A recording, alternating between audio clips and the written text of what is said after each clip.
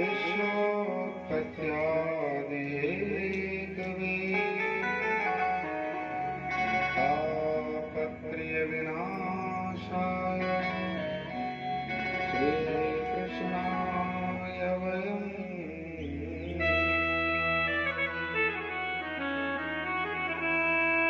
परमात्मा श्री कृष्ण महाप्रभु सच्चिदानंद घन सृजन पालन संहार के हेतु त्रिविध पापों को विनाश करने वाले श्री बालकृष्ण भगवान के पाद पद्मों में हम सब बारंबार प्रतिपाद करते हैं, प्रणाम करते हैं। आइए हम सब भगवान श्री सुखदेव स्वामी के दिव्य वचनों का आश्रय लें। परम संत बेतराग श्री निवृत्ति परायण शुकाचार्य जी महाराज जिनके मुख से निसृत श्रीमद् भागवत की ये कथा, जैसे हम गीत गाते हैं ऐसे सुखदेव स्वामी का ये गीत है, श्रीमद् भागवत की कथा। बड़े प्रेम से महात्मा ने 10वां स्कंद के भगवान की बाल लीलाओं का श्रवण महात्मा परीक्षित को समझाया है। गोवर्धन परमात्मा की दिव्य लीलाओं का आश्रय परीक्षित जी ने लिया। 7 दिन 7 रात्रि पर्यंत श्री बालकृष्ण ने संपूर्ण गिरिवर को धारण किया। भगवान का नाम गिरिधारी हो गया। बोलिए गिरिधारी भगवान की। परमात्मा का ये दिव्य चरित्र श्रवण करके महात्मा परीक्षित ने कहा, गुरुजी महाराज आपने हमें समझाया था कि गिरिवार और भगवान नारायण का दोनों का स्वरूप एक ही है। गोवर्धन नाथ जी और भगवान कृष्ण में कोई अंतर नहीं है। ये भगवान का नित्य निवास है, भगवान का विग्रह मान के चलिए। 7 दिन 7 रात्रि पर्यंत महात्मा अगस्त बाबा को परमात्मा ने जल और वायु का पान कराया। परीक्षित जी ने कहा, गुरुजी महाराज श्री अगस्त जी महाराज ने इतना जल और इतनी वायु का पान क्यों किया? इसमें भी कोई भगवान का कौतुक होगा, भगवान की कोई लीला होगी। तब महात्मा श्री सुखदेव स्वामी ने समझाया।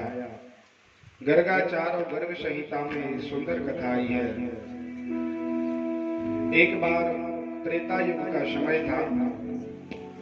भगवान से राघवेंद्र सरकार ने समस्त प्रकार के राक्षसों का वध कर दिया।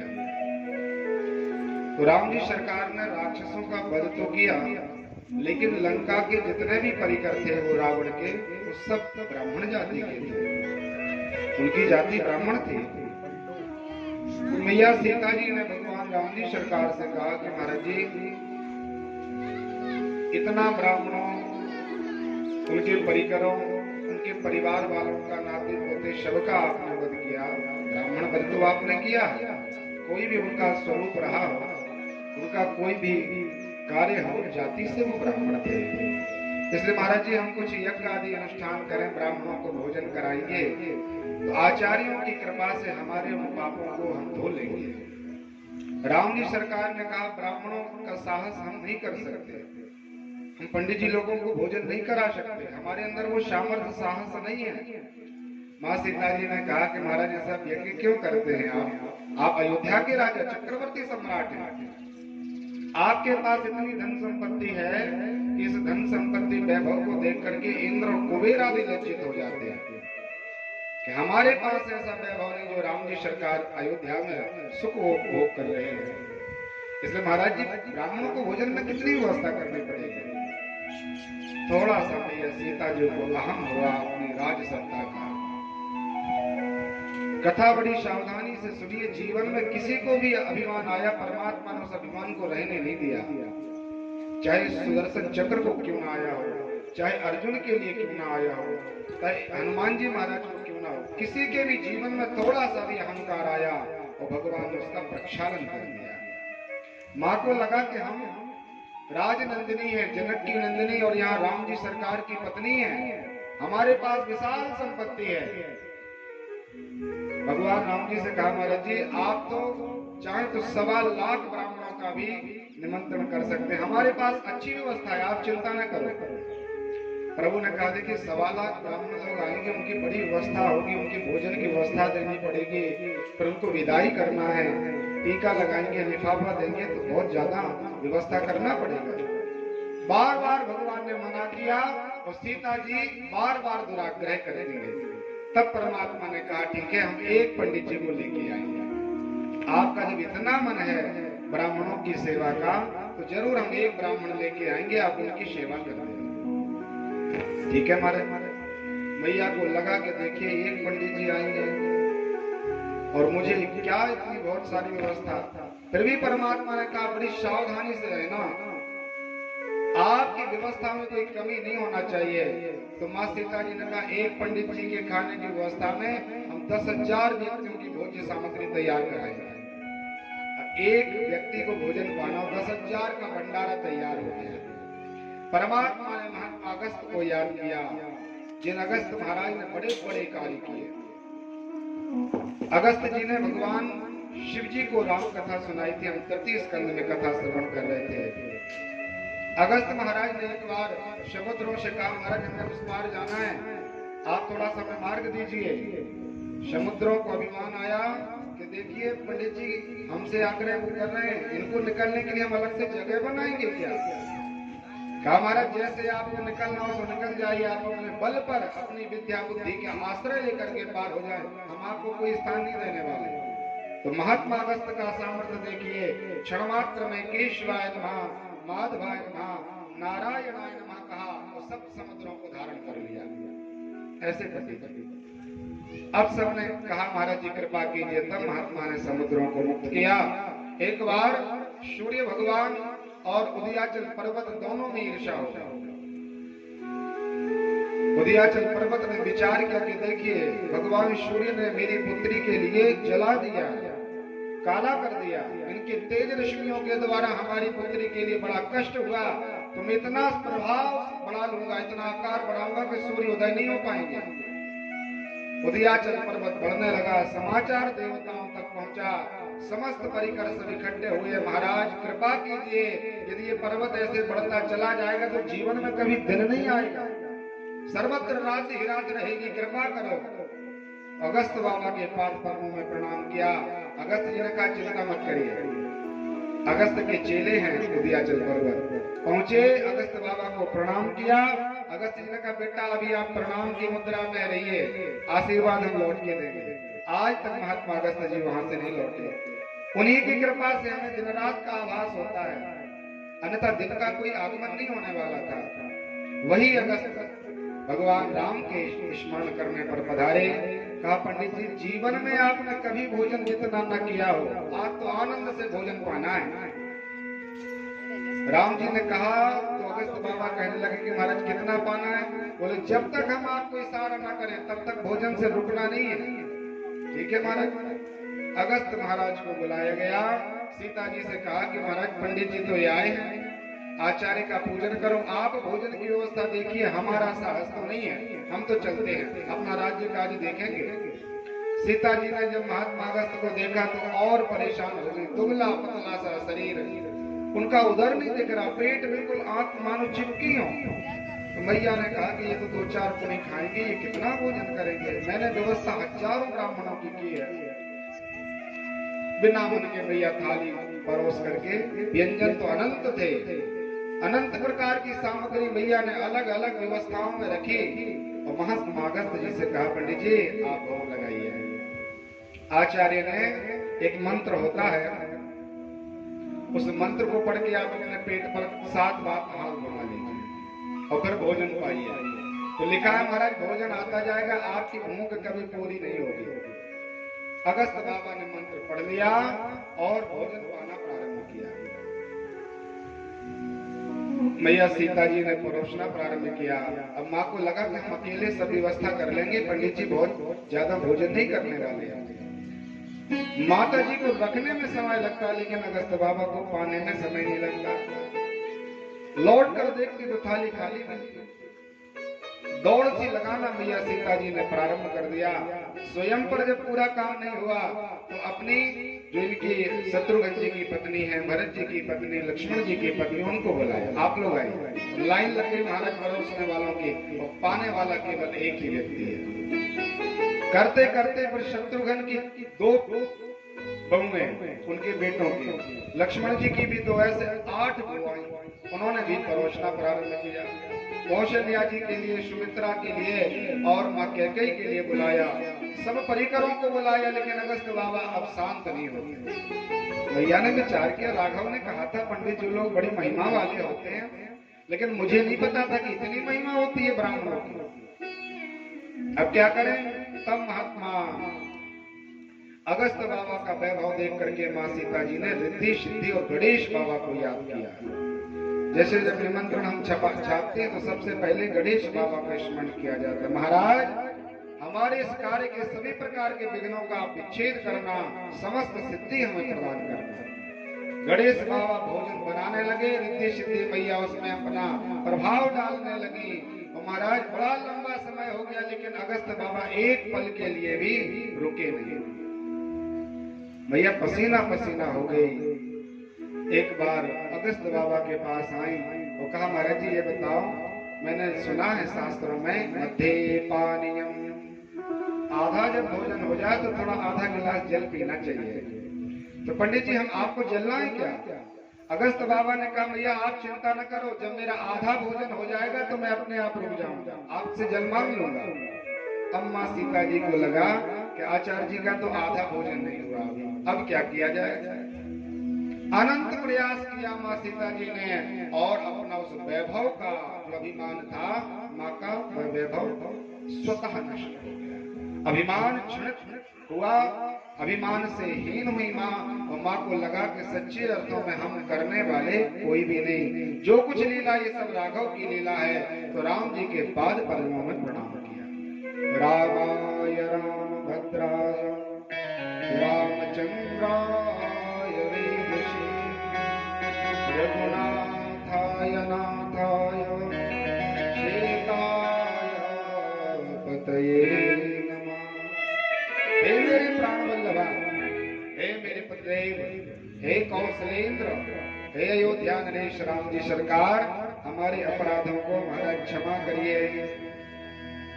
राम जी सरकार के पाद पद्मों में जब इन्होंने समर्पण कर दिया तो राम जी ने दूर से अगस्त बाबा से कह दिया, महाराज जी हो गया। इशारा पाया भगवान राघव का। अगस्त जी ने कहा, पूर्णमिदं पूर्णाद पूर्णमुदच्यते, हमारी आत्मा पूर्ण काम हो गई, अब हमें कोई कामना नहीं है। बहुत भोजन खिलाया आपने, अब जल की व्यवस्था कर दी जाए। सीता जी ने कहा, महाराज हमने भोजन के लिए आपको एक निमंत्रण दिया था, हमारे पास इतनी कोई जल की व्यवस्था नहीं। आपने इतने दिनों तक भोजन पाया, तो मुझे नहीं पता कि कितने दिनों तक आप जलपान करेंगे, इसलिए महाराज जल तो आप राम जी सरकार से पाइए। राम जी सरकार ने कहा, महाराज चिंता न करो, द्वापर युग में हम आपको 7 दिन 7 रात्रि पर्यंत 56 प्रकार की मेघमालाओं के द्वारा आपका जलपान कराएंगे। अगस्त बाबा ने वह जलपान आज द्वापर युग में भगवान श्री कृष्ण की गोवर्धन लीला में वह जलपान किया।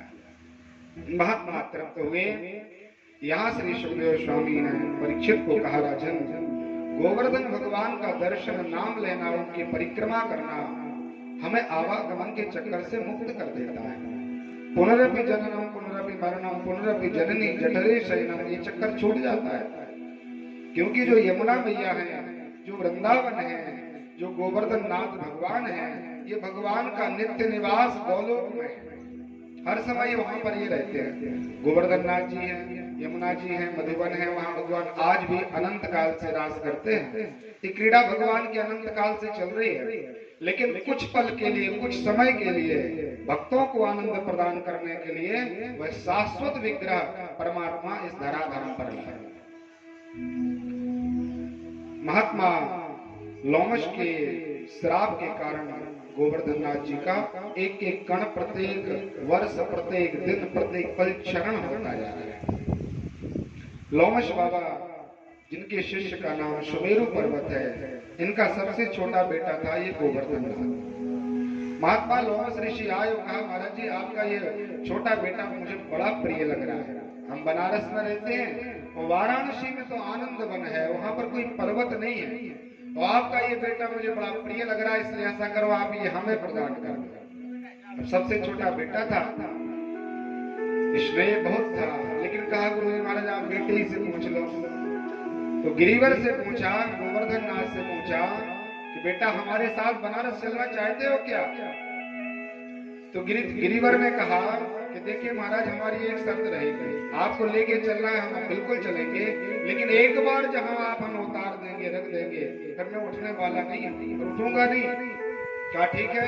और महात्मा ने धारण किया, बहुत वेग से चले, चलते चलते चलते देव योग से गोवर्धन नाथ जी को जब वृंदावन का पावन पुनीत स्थान दिखाई दिया तो इनको भगवान नारायण किया कि मेरे भगवान नारायण मेरे प्रियतम यहाँ पर कुछ समय के लिए लीला करने के लिए पधारेंगे, हमारा जीवन कृतकृत्य हो जाएगा, इसलिए भार बढ़ाना प्रारंभ किया।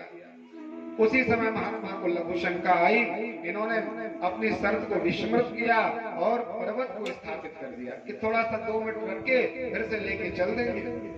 और जैसे ही गिरिवर के पास निवृत्त होकर के पधारे, बहुत प्रयास किया महात्मा ने, लेकिन अब गिरिराज उड़ते, बहुत प्रयास करने के बाद भी श्राप देने लगे। तो गिरिराज जी ने समझाया कि महाराज मैंने शर्त रखी थी, आपने वचन दिया था क्या निश्चित रूप से जहां हम रख देंगे हम आपको नहीं उठाएंगे, इसलिए महाराज जी कृपा करो। फिर भी क्रोधित होकर के आचार्य ने उनको श्राप दे दिया था कि आपने मेरे ऊपर ये धृष्टता की, मेरा कामना पूरी नहीं हुई वाराणसी में ले जाने की, इसलिए मैं आपको श्राप देता हूँ कि आप कालांतर में सनई सनई सनई नष्ट हो जाओगे। इस प्रकार से गोवर्धननाथ को श्राप हुआ। महात्मा परमात्मा की कृपा से आनंद में निमग्न हुए, गोविंद अपने स्थान को पधारे। कंस को पता चला कि वह इतना बड़ा हो गया कि 7 वर्ष में उसने 7 दिन 7 रात्रि पर्यंत गिरिवर को धारण कर लिया, बड़ा चमत्कार करने लगा है। अब तो महाराज कंस की चित्र विचित्रता का कोई दर्शन नहीं हो रहा, सर्वत्र तन्मे कृष्णमयम जगत, कहीं भी वह देखता है तो वह काला कृष्ण उसको दिखाई देता है। रात्रि में भगवान दिखते हैं, दिन में दिखते हैं, कहीं भी कैसे भी किसी परिस्थिति में रहे केवल भगवान की याद करता है। तो श्री सुखदेव स्वामी परीक्षित को कहते हैं, राजन आप किसी रूप में भगवान का यजन करिए, आपकी तन्मयता पर ये पूरा प्रभाव रहता है कि आपकी तन्मयता कितनी श्रेष्ठ है। गोप्या कामः भयात् कंसः, गोपांगनाओं ने भगवान को कामना से भजा, कंस ने भगवान को भय से भजा, शिशुपाल ने परमात्मा को शत्रु मान करके भजा, कौरवों ने परमात्मा से ईर्षा की, पांडवों ने भगवान को मित्र बना करके भजा। तो परीक्षित को श्री सुखदेव स्वामी ने समझाया कि आपके संबंध की महिमा नहीं है कि आपके संबंध से भगवान को भज रहे हैं, बड़ी बात यह है कि आपके भजने की कितनी तन्मयता है, कितनी छटपटाहट है भगवान के प्रति। कंस ने भगवान को काल रूप में भजा, लेकिन रात दिन एक कर दिया। परमात्मा बड़े आनंद से वृंदावन में दिव्य लीलाएं करते हैं। एक बार एकादशी का समय था, महात्मा नंद बाबा को लगा कि प्रातः काल होने वाला है, निराहार व्रत करते थे। पहुंचे महाराज आसुरी मेला में स्नान करने के लिए, तो वरुण जल में निवास करने वाले असुर महात्मा को ले गए वरुण लोग। प्रातः काल समाचार मिला कि महात्मा नंद बाबा तो जल में डूब गए। कन्हैया पहुंचे और गोविंद ने वरुणालय में जाकर के शंख बजाया, अपने पिताजी को उनसे मुक्त किया। परमात्मा की ये दिव्य वाली लीलाएं थी जिनका आश्रय लेकर के हम धन्य हो जाते हैं, हमारा जीवन पुनीत हो जाता है, हमारी मन बुद्धि शुद्ध और परिशुद्ध हो जाते हैं। इसलिए बड़े प्रेम से श्री सुखदेव स्वामी ने ये कथा महात्मा श्री परीक्षित को समझाई और कहा, राजन अब मैं जो आपको कथा सुनाने जा रहा हूँ ये योगेश्वर भगवान श्री कृष्ण की कथा है। परमात्मा ने मोर का पंख लगाया हुआ है, मानो भगवान ने परिचय दिया कि हम जन्म से ही ब्रह्मचारी हैं, हम किसी प्रकार के काम भाव में नहीं आते। मोर पंख बरहा पीड़म नट बर बसो, भगवान के मुकुट पर मोर पंख लगा है। यहाँ सुखदेव स्वामी ने भी बार बार कहा, महाराज भगवान योगेश्वर है, योगियों के भी गुरु हैं भगवान श्री कृष्ण। इसलिए आपको हम जो कथा सुनाने जा रहे हैं इसमें संदेह प्रकट मत करिएगा। ये कथा तो बहुत अनंत काल तक चलने वाली कथा है, लेकिन इस कथा को सुनने के सब अधिकारी नहीं है, इसलिए हम इसको संक्षिप्त सुनाएंगे। परीक्षित को समझाया कि ये कथा हम केवल 5 अध्यायों में आपको सुनाने वाले हैं। ये कथा बड़ी विस्तार पूर्ण है, लेकिन इसको श्रवण करके जिनकी आत्मा भगवान के पाद बिंदों का आश्रय नहीं लेती, जिनकी बुद्धि सांसारिक कार्यों में लगी है, तो भगवान की इस लीला का रहस्य क्या जाने। इसलिए महात्मा सुखदेव स्वामी तैयार हुए और श्री कृष्ण भगवान की दिव्य रास लीला का वर्णन किया। योग योगेश्वर भगवान श्री कृष्ण। कहा राजन, एक समय की बात थी, परमात्मा श्रीमन नारायण भगवान वृंदावन में अनेक प्रकार की लीलाएं कर रहे थे। तो कल हमने कथा श्रवण की थी कि गोपांगनाओं ने कात्यायनी अर्चन किया था, कात्यायनी मैया की पूजा की, कार्तिक स्नान किया भगवान की प्राप्ति के लिए। इसलिए परमात्मा को लगा कि इनका अब ये जो तप है इसका पूर्ण फल प्राप्त होना चाहिए। शरद पूर्णिमा की रात्रि थी महाराज, दिव्य चंद्रमा 16 कलाओं से युक्त थे। भगवान श्री कृष्ण का अवतार भी 16 कलाओं से युक्त, चंद्रमा भी 16 कलाओं से युक्त पूर्णिमा में, और विशेष करके वह शरद पूर्णिमा जिसमें चंद्रमा पूर्ण बलशाली रहते, अमृत वर्षा करते हैं। चंद्रकुल में ही परमात्मा का अवतार हुआ है। इसलिए भगवान ने चंद्र को पवित्र करने के लिए, क्योंकि राम जी सरकार ने सूर्य वंश में अवतार लिया था, तो 1 माह का दिवस हुआ था।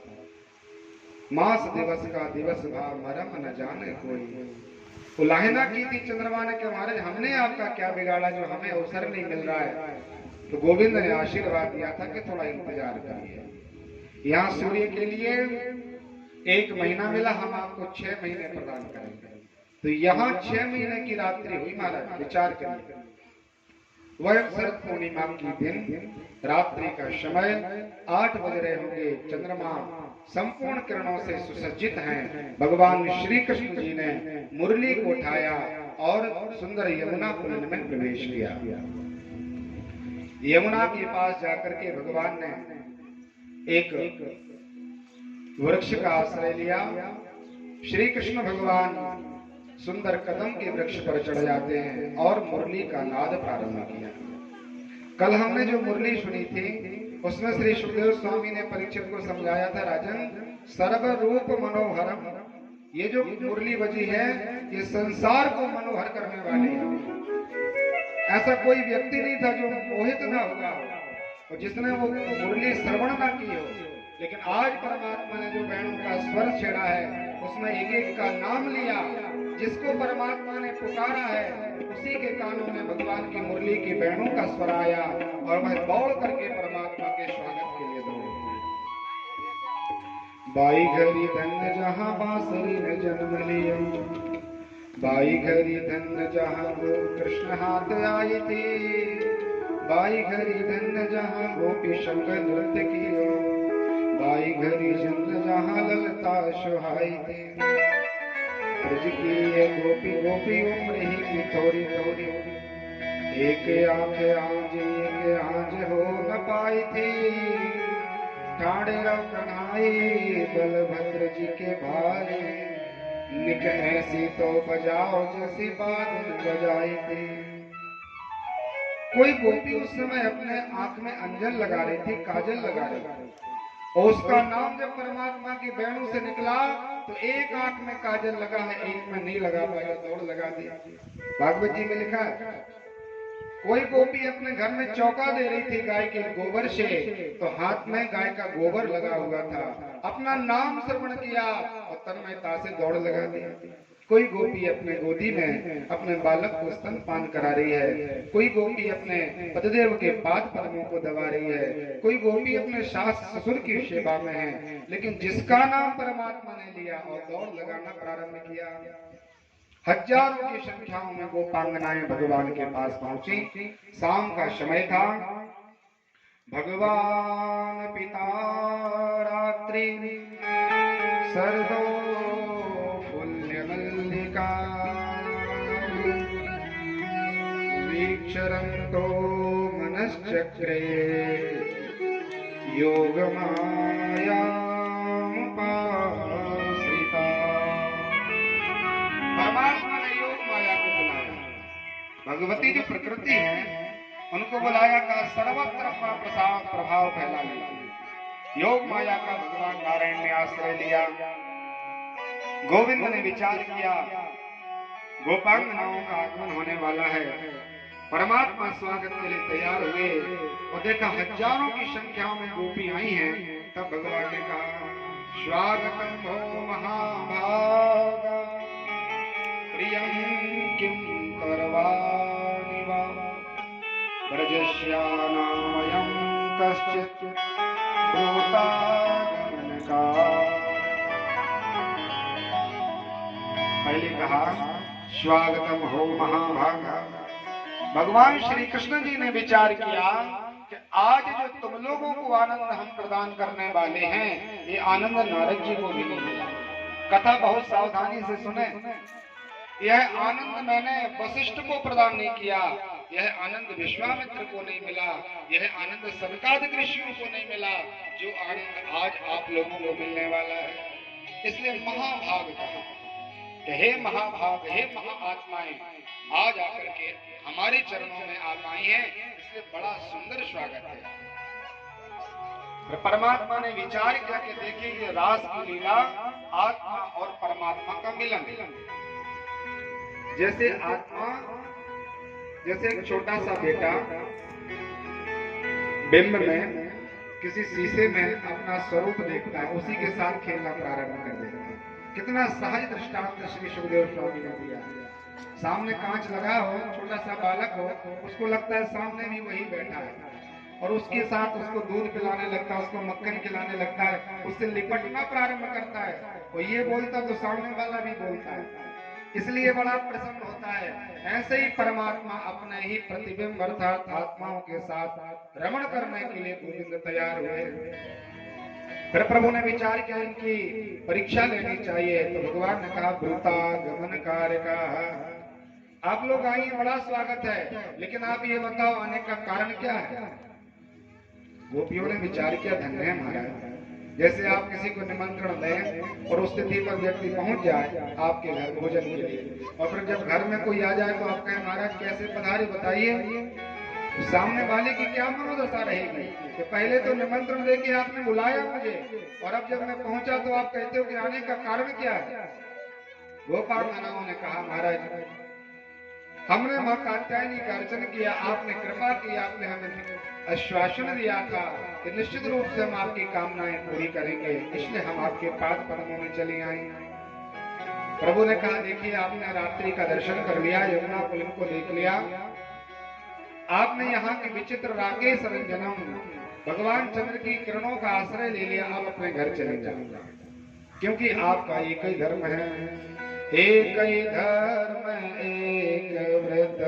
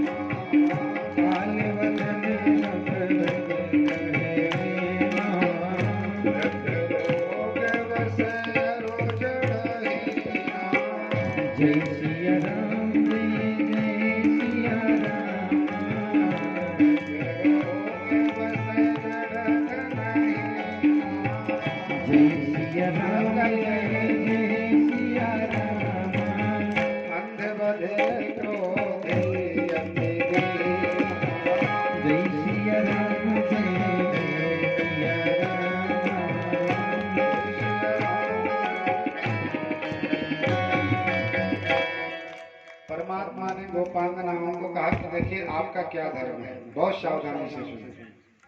प्रभु ने कहा कि देखिए एक ही धर्म एक व्रत नेमा, काय वचन कर पति पद प्रेमा। स्त्रियों के लिए बहुत छूट दी गई है इस सनातन धर्म में। मनुष्यों के लिए तो विद्याध्ययन करना, फिर सदाचार से रहना, फिर पुराणों का आश्रय लेना, ब्रह्मचर्य व्रत लेना, और पता नहीं दुनिया में कितनी वस्तुओं को बनाया मनुष्य जाति के लिए, व्यक्ति के लिए। लेकिन माताओं के लिए सनातन धर्म में बहुत छूट है। उसमें केवल एक नियम दे दिया कि आप तो मन वचन कर्म से अपने पति की सेवा कीजिए और दूसरा कोई काम नहीं करना। पूजा पाठ थोड़ा बहुत जितना बन जाए अच्छी बात है, कोई जरूरत नहीं है। आप तो अपने पति को मन वचन से प्रसन्न रखिए। भगवान श्री कृष्ण कहते हैं भागवत जी के 10वें स्कंद में, ये प्राण चल रहे हैं भगवान की हृदय की कथा है।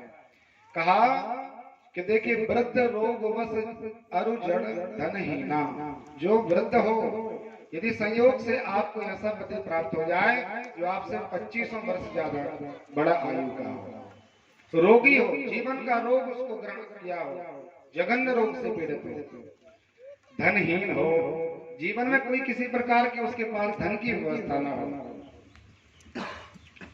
क्रोधी हो, कई लोग मिल जाते हैं बहुत क्रोधी महाराज, तो बहुत क्रोध करने वाले पति आपको प्राप्त हो जाए, नाना प्रकार से आपको परेशान करने वाले आपको महात्मा मिल जाए,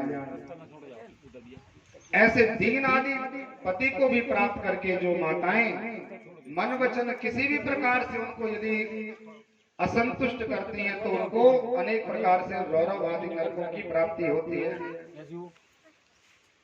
पाय नारी चमुपुर दुख नाना, अनेक प्रकार के रोगों को, अनेक प्रकार के दुखों को, नाना प्रकार की पीड़ा को स्त्री को पर वहां सहन करना पड़ता है। बहुत सुंदर सी बात है कि आप तो केवल किसी भी प्रकार से आपके वचन के द्वारा, आपकी वाणी के द्वारा, आपके शरीर के द्वारा पति को परेशानी नहीं होना चाहिए, बस, और कोई बहुत बड़ी बात नहीं। अब कई माताओं का ऐसा रहता है, हमारे जी क्या बताएं, हमारे पतिदेव ऐसे मिले कि बहुत क्रोधी है, पीने खाने वाले, उल्टे सीधे, ये है वो है, मैं तो बहुत करती हूँ, लेकिन सामने वाले को हम नहीं समझा पाते, हम क्या करें। तो आपको बताएं महाराज, ब्रह्मा जी ने केवल इसीलिए यहाँ हमें भेजा है कि हम जितने परेशान रहें उसमें धैर्य का आश्रय लेकर के परमात्मा का यजन करें। हम यहाँ सुखों के लिए नहीं आए, हमने अनंत प्रकार से आहार निद्रा भय मैथुनश्चो 84 लाख योनियों में सुख भोगे।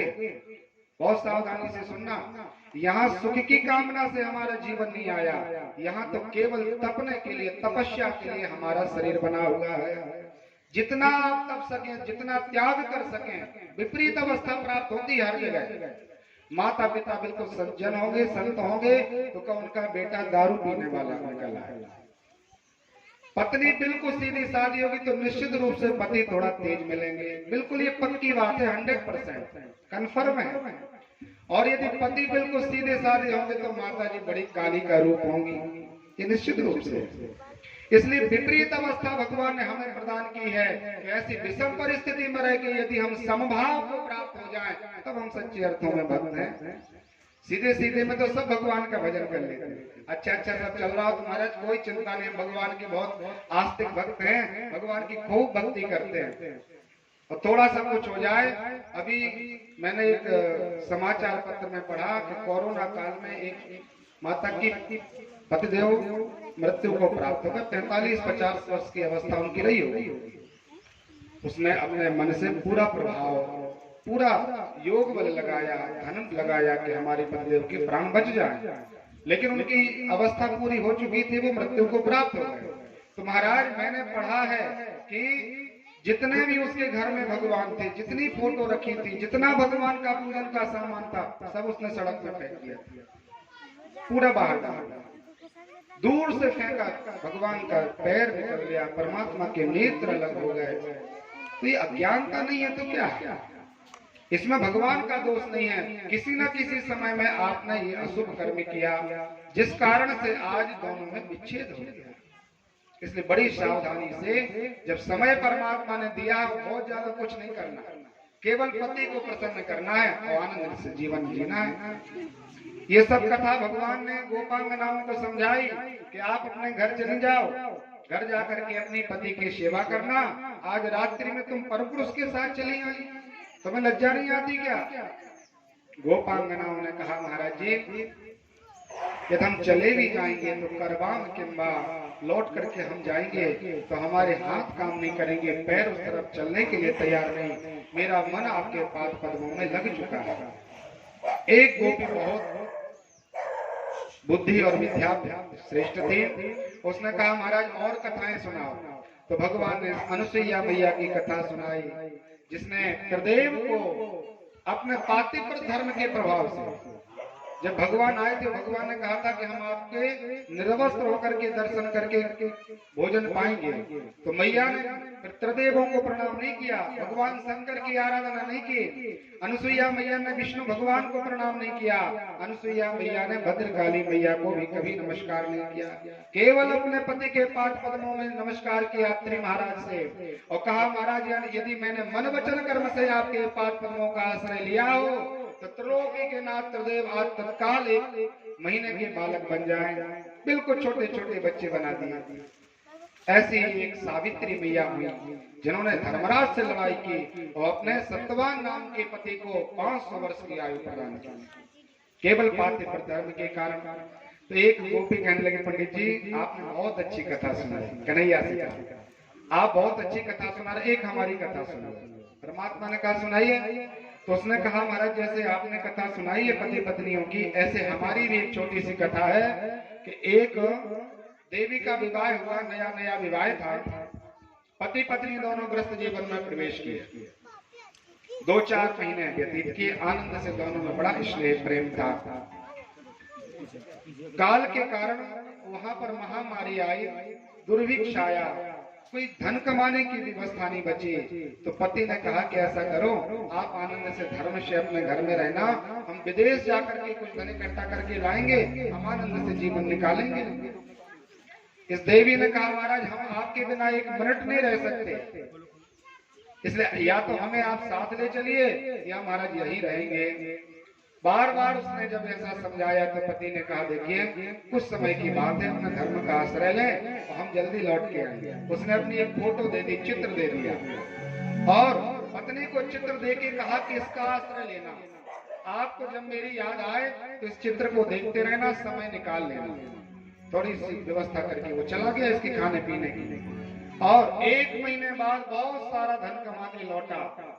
यहाँ पत्नी का काम केवल एक ही था कि उसने एक सुंदर चौकी पर पति की फोटो रखी, चंदन कुमकुम से पूजा करती, पहले भोजन थाली का दिखा देती, फिर पाती। ऐसा करके भगवान जैसा पूजन उसका चलता रहा। चलते चलते पतिदेव ने बाहर से आवाज लगाई, देवी मैं बहुत सारा धन लेके लौटा हूँ, जल्दी से दरवाजा खोलो। अब भगवान नारायण को इतनी कथा सुना के गोपी ने कहा कि महाराज जी अब आप बताइए, निर्णय आपको लेना है। वह स्त्री कमरे के अंदर पति के चित्र के सामने चंदन कुमकुम पूजन आदि कर रही है, अभी पूरा पूजन नहीं हुआ, और बाहर से उसके शरीर युक्त पतिदेव आए हैं और उसने कहा कि स्वागत करने के लिए दरवाजा खोलो। तो भगवान श्री कृष्ण महाप्रभु आप बताइए उस देवी का धर्म क्या है, उसको पहले पूरी पूजा कर लेनी चाहिए या उठ करके अपने पति का स्वागत करना चाहिए? भगवान ने कहा इसमें बहुत बड़ी बात नहीं है, अरे चित्र की महिमा तब तक है जब साक्षात पति ना हो, और जब पति साक्षात अपने सामने खड़े हो तो चित्र की कोई महिमा नहीं है। गोपी ने कहा कि महाराज निर्णय आपने सुंदर कर दिया, जब तक हमारी ये जीवात्मा शरीर में रमण करती है तो 100% हमें शरीर का धर्म पालन करना चाहिए, इसमें किसी प्रकार से भी न्यूनता नहीं हो। और जब ये शरीर का कर्तव्य पूरा हो जाए और आप ज्ञान के द्वारा आत्मा में रमण करने लग जाएं, तो आत्मा का संसार में कोई पति नहीं है, आत्मा का तो पति सिवा परमेश्वर के कोई नहीं हो सकता। इसलिए महाराज जी हमने अभी तक शरीर के पतियों की बहुत सेवा की, आज हमें ज्ञान हो गया, जब आपने चीरहरण किया था तो हमें ज्ञान हुआ कि हम कोई शरीर नहीं है, हम कोई गोपी नहीं है, हम तो केवल और केवल आत्मा है, और आत्मा का संबंध परमात्मा से होता है। भगवान श्री कृष्ण ने विचार किया कि अब इनका मन निमग्न हुआ, ये परम पवित्र हैं, इनके अंदर कोई कामना नहीं, कोई काम भाव नहीं। परमात्मा ने कहा चलो हम विशाल रास में प्रवेश करें। रास करने के लिए भगवान तैयार हुए। कामदेव का आगमन हुआ। कामदेव जी ने कहा महाराज जी बड़ा आनंद आएगा, आप त्रिभुवन सुंदर हो। भगवान को मनमोहन कहते हैं, मन को मोहित करने वाले भगवान। श्याम सुंदर, परमात्मा के समान संसार में कोई सुंदर नहीं है। और भगवान की जो गोपांगनाएं थी वो भी परम अद्भुत सुंदर थी, विश्व सुंदरी, ऐसे मनोरम सुंदरी। और भगवान श्री कृष्ण श्याम सुंदर का वह संग देख करके कामदेव ने कहा महाराज अब हम आनंद से यहाँ पर रहेंगे। परमात्मा ने कहा कि आपका आगमन क्यों हुआ, तो उसने अपना समझाया। प्रभु ने कहा ठीक है महाराज, यदि आप विजय श्री को प्राप्त हो गए तो हम आपके बेटे बन जाएंगे, तो यदि आप इस युद्ध में हार गए और हम विजय श्री को प्राप्त हुए तो आपको मेरा बेटा बनना पड़ेगा। कामदेव ने कहा ठीक है, यहाँ तो मेरा काम चलने ही वाला है। दो प्रकार के युद्ध होते हैं, एक किले के अंदर युद्ध होता है और एक किले के बाहर युद्ध होता है। परमात्मा कहते हैं कि जो व्यक्ति संन्यास आदि का व्रत धारण करके जंगल आदि में चला जाता है वो बहुत बड़ा त्यागी नहीं है, लेकिन जो गृहस्थ में रहते हुए गृहस्थी के सभी प्रकार के कार्यों का पालन करते हुए कर्तव्य पारायणता करते हुए अपने जीवन को भगवान के पाद पद्मों में लगाए रहे, उससे बड़ा सूरवीर संसार में कोई नहीं। इसलिए परमात्मा ने ये दृष्टांत दिया कि चलो हम युद्ध करेंगे। जैसे आपको डायबिटीज, मान लो आपको शुगर हो गई और आपके सामने गुलाब जामुन आया, आप कहते हो महाराज इच्छा नहीं। इच्छा तो बहुत है लेकिन आप क्यों नहीं पा रहे? क्योंकि आपके अंदर उसका रोग आ गया है कि यदि हम उस गुलाब जामुन को खाएंगे तो हमारा रोग और बढ़ जाएगा। चाहते हुए भी इच्छा भी है लेकिन फिर भी आप उसको ग्रहण नहीं कर रहे। तो इसमें आपकी बहुत बड़ी कौशलता नहीं, त्याग नहीं है। ये तो आपका स्वयं का अपना मान है कि हमारा रोग वृद्धि को प्राप्त ना हो। यदि आपके शरीर में कोई रोग ना हो, शुगर आदि कुछ भी ना हो, अनेक प्रकार का व्यंजन रखा हो, तो फिर भी आप अपनी जिह्वा पर नियंत्रण कर लें तो सच्ची अर्थों में त्याग वो है। ऐसे ही परमात्मा ने कहा कि जहां संसार में कोई दिखाई नहीं देता वहां ब्रह्मचर्य करने से क्या लाभ। जो व्यक्ति हजारों महिलाओं के बीच में रहे और ब्रह्मचर्य का आश्रय ले, कभी किसी प्रकार से परिस्त्री के तरफ दृष्टि से ना देखे, वो सच्चा सूरवीर है। महात्मा तुलसीदास जी कहते हैं परधन पत्थर मानिए और परते मातु समान। एक ही सिद्धांत दिया महात्मा तुलसीदास जी। कहा महाराज जी इस जीवन में दूसरे के धन को आप पत्थर मान लीजिए और दूसरे की पत्नी को आप मात्र भाव में रखिए। और इतने में न भगवान मिले तो हमसे बात करना, इतने में हरि नाम मिले तो तुलसीदास जवान।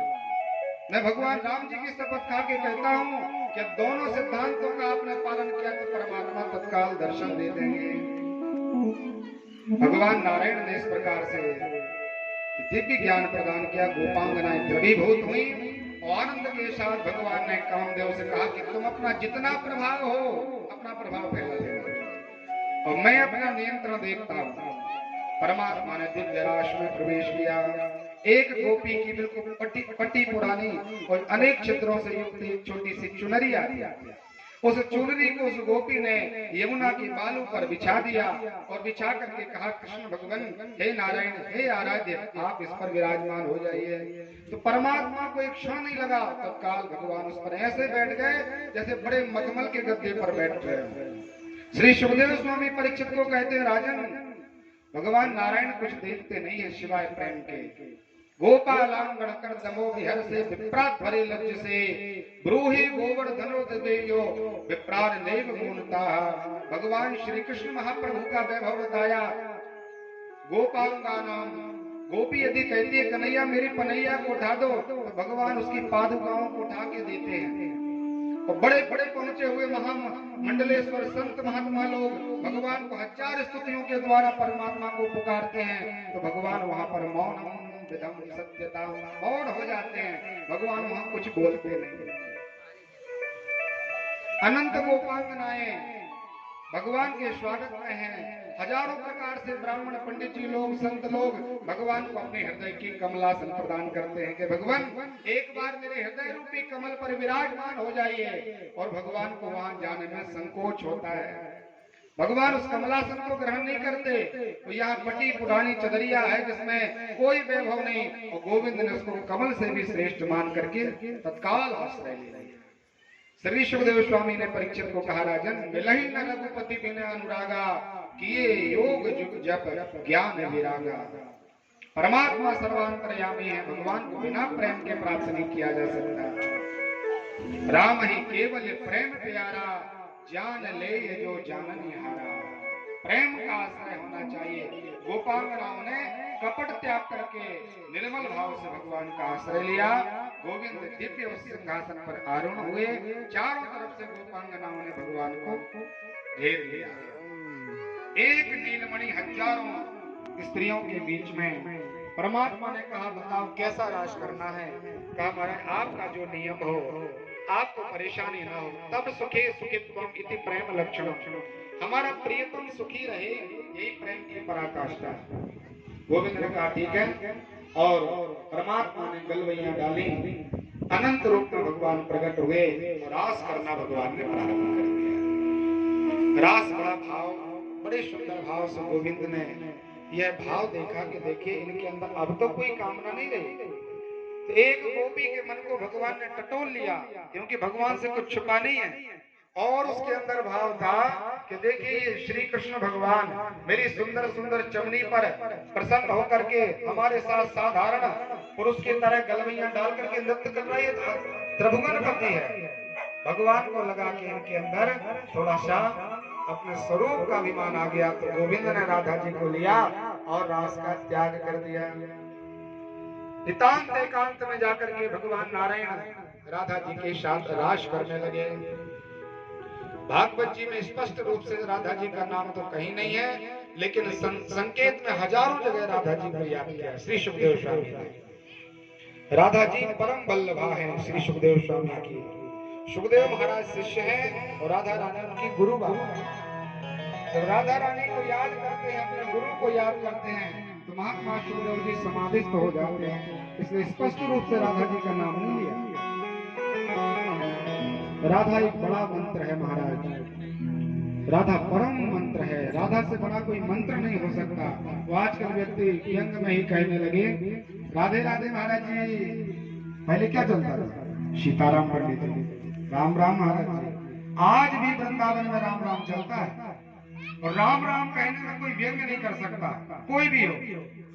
और यदि व्यंग करना हो या कुछ भी कहना हो, संकेत देना हो, तो व्यक्ति राधे राधे कहते हैं। काय गुरु राधे राधे, मतलब वो कुछ और करना चाहता है। ऐसे पवित्र मंत्र के लिए उसने हंसी मजाक बना लिया। आजकल शहरों में बहुत ज्यादा स्थिति केवल राधे राधे, पंडित जी राधे राधे, सीताराम कोई नहीं कहता। मैं ये नहीं बोल रहा कि राधा राधा बोलने से आप पाप कर रहे हैं, ये मेरा भाव नहीं है। राधा नाम लेना एक परम पवित्र काम है, इससे बड़ा कोई पवित्र काम नहीं है, लेकिन उसकी स्थितियां होती हैं। इस मंत्र को गुप्त रखा गया है। सुखदेव स्वामी ने भागवत जी में 18,000 श्लोकों में एक बार राधा नाम नहीं लिया। विचार करें कितनी पवित्र और पहुंची हुई वस्तु, अनमोल वस्तु है। लोहे को आप बाहर डाल देते हो, सोना चांदी जो होता है तो आप अपनी अलमारी में तिजोरी के अंदर और लॉकर के अंदर और लॉकर, फिर आप उसमें सोना छिपाते हो। ऐसे ही महाराज जैसे बहुमूल्य सामान को या आप अपने धन आदि को एकांत में छुपा देते हो। कोई भी आपके घर को देखने आएगा तो आप सब बताओगे ये महाराज हमारा सोफा सेट है, यहाँ बैठते, यहाँ खाते, यहाँ पीते, ये करते। लेकिन संसार का ऐसा कोई प्राणी नहीं तो ये कहे महाराज हमारी तिजोरी में इतना पैसा रखा है। कोई बताता है क्या? ऐसे ही परम धर्म राधा, परम धन राधा, इससे बड़ा धर्म, इससे बड़ा नाम, इससे बड़ा मंत्र संसार में कुछ नहीं। इसलिए महाराज बड़ी सावधानी से यदि राधा नाम लेना है तो बड़े भाव से। आदत आदत आदत है